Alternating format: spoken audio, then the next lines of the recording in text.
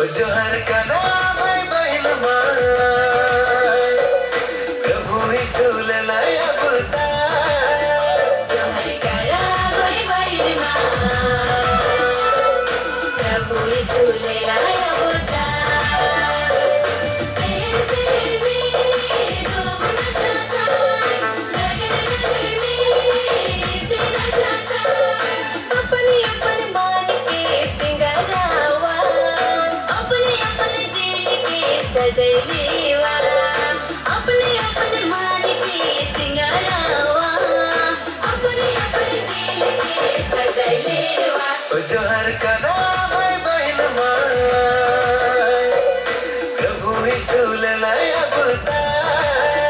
जोहर का नाम है बहन माय, प्रभु यीशु ललाया बुताय।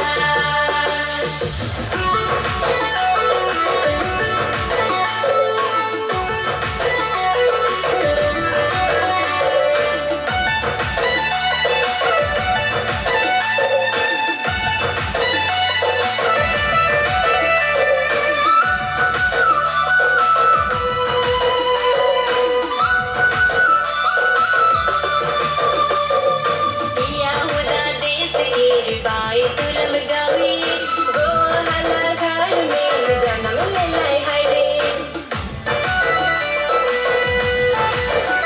हो यहूदा देश के भाई तुरब गावे, गोहला घर में जन्म लेले है रे।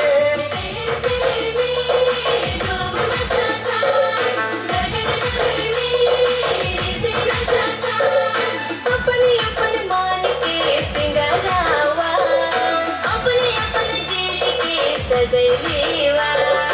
अपने अपने मान के सिंगारावा, अपने अपने दिल के सजैलीवा। जोहर का नाम है बहन माय, प्रभु यीशु ललाया बुताय। जोहर का नाम है बहन माय, प्रभु यीशु ललाया बुताय।